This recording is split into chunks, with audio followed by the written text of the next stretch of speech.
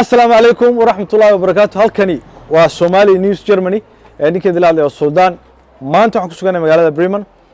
Bremen waxa ka dhacay maanta arrintaas oo doonayna inaan aad u gudo galo fahanno mawduuceeda iyo su'aalaha mataqaana ka imaanaya hadda waxaan ku suganay masaajidka Soomaalida halkan hor taagan masaajidka hortiisi waana barta maanta ay wax ka dhaceen san doonayna inaan idin soo gudbiyo waxa weeyaan hadda waxa la jooga mas'uuliyiintii masaajidka waxa la jooga Guuleed iyo Cabdirashiid oo labadooduba kamid ah gudida masaajidka waana de moogtay دوانا odayaasha magaalada Cabdirashiid kulli hore waa u aragteen oo barnaamijkii hore Badigoob waa kii galamidha Cabdirashiid halkan maanta aan hor taagno masaajidka sababta in hor keentay hor istaagna maxay tahay بسم الله الرحمن الرحيم ثم الصلاة والسلام على رسول الله صلى الله عليه وعلى آله وأصحابه أجمعين السلام عليكم ورحمة الله وبركاته horta marka hore ilaahay waa mahad iskale marka xiga halkan arrinta aynu isugu nimi waxa weeyaan saaka salaadii subax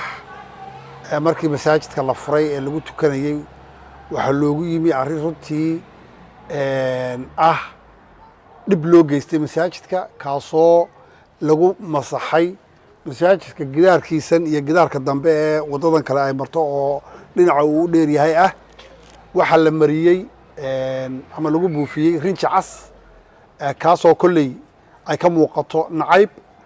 ama dee wax laynagu durayo taasaa horta saa ka dhacday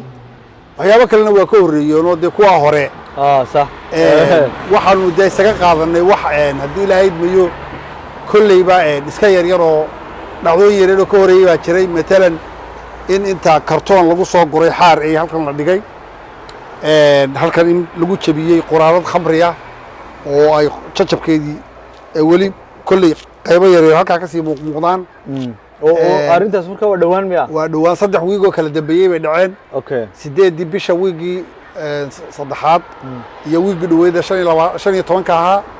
iyo wiiga intubana waxay dhacayaan xilliyada sabtiyada ama habeenka jimcuhu sabtida soo geliso ama habeenka xad soo geliso ayay dhacayaan waa weekendiga inta waa weekendiga marka waxaan u fahanay maadaama oo aanu halkan inta badan dumarka iyo caruurta iyo dhalinyarada iyo waayeelku sabtidii iyo xadda wax loogu dhigo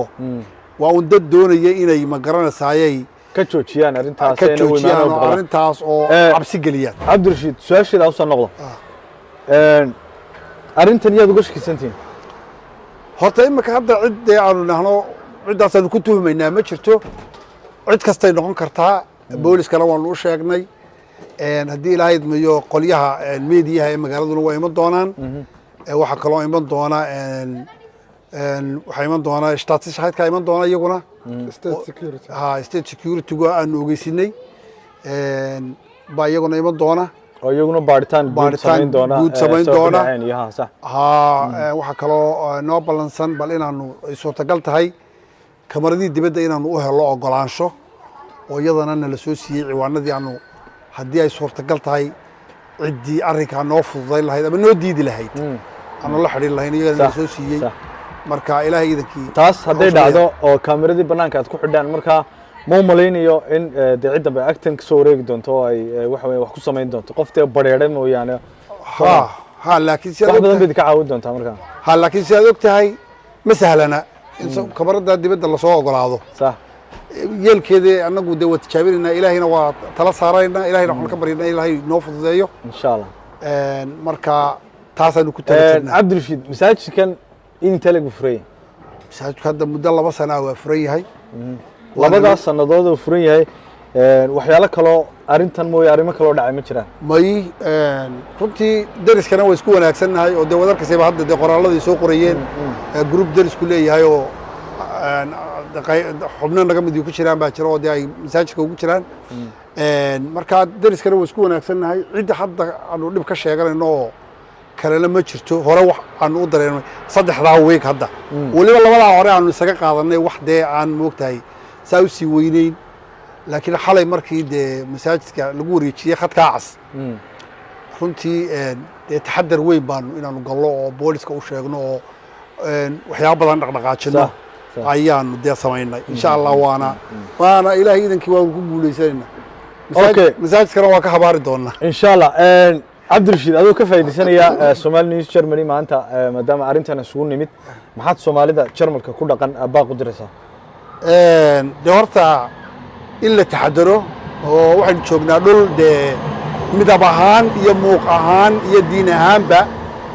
aynu ka duwannahay dee qofkuna markuu ummaddii iyo mujtamaciisa uu ka dhex muuqdo cid kastoo ku necbi si yaroo fudud bay ku weelaysaa hadday masaajid tahay iyo hadday haddii guri tahayba waa lagu helayaa marka in aad loo taxadaro dee indhaa la furo ilaahayna la tala saarto la tawakalo adkaartana la badsado insha allah khayr weyn wanaagsan guleed iyo cabdirashiid aad baad mahadsantiin saad hadda waxa arrintan maqlayseen waxa weeyaan arrintan magaalada Bremen dhowr jeer soo noqotay laakiin tan hadda shalay tolo dhacday ama xalay tolo dhacday ayaa ahayd arrin la yaab leh waxa in masaajidka hortiisa ranji cas gidigana lagu buufiyo hadda waa la maydhay laakiin fiidiyoyada waan haynaa hadda waxa la jooga Cabdiraxmaan oo ah gudida masaajidka walibana macallin quraan dhiga oo waxa weeye macallimiinta quraanka dhiga Cabdiraxmaan waana shaqsiyada wuxuu ahaa markii arrintan dhacday dadkii ugu horeeyay waxaan arkay midabka kalarka iyo waxyaalaha ay marmariyeen oo casaan u badnaa Cabdiraxmaan oo laba su'aal aan weydiin doono Cabdiraxmaan markaad arrintan aragtay markiiba maxaad samaysay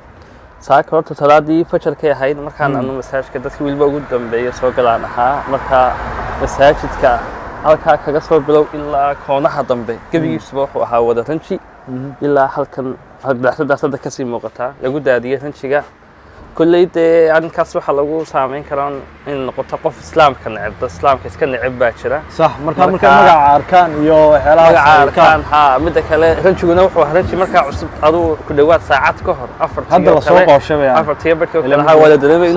ranji farasha ahaa markaas kulley dee saaka inamadu waa laga masaxay hadda say nin muuqataa ranji male masaajidka marka kulley in la foojignaado un dad badan oo waxa jira kulley masaajidda iyo dacwada waxyaalahaas marka dadkii ugu horeeyay baad ahayd marka arkay salaada fajarka markaan salaadii subax waxa weeyaan markaan nimanaan aragnay hayn صح marka arrintan inta badan masaajidka aad xilli hore aad salaada subax aad ku tukataan oo kale arrimo noocan oo kale hore ma aragtay way dhacday arrintan horta arrin cusub ma ahin laba toddobaad hore way dhacday waliba gaar ahaan sabtida ayay dhacdaa marka sabti hore waxa dhacday in xagga xar ay la dhigay صح sabtidii ku xigtay in quraarada lagu jabiyay meesha gudaheeda qurax lagu jabiyay banaan halkaas lagu jabiyay albaabka hortiisa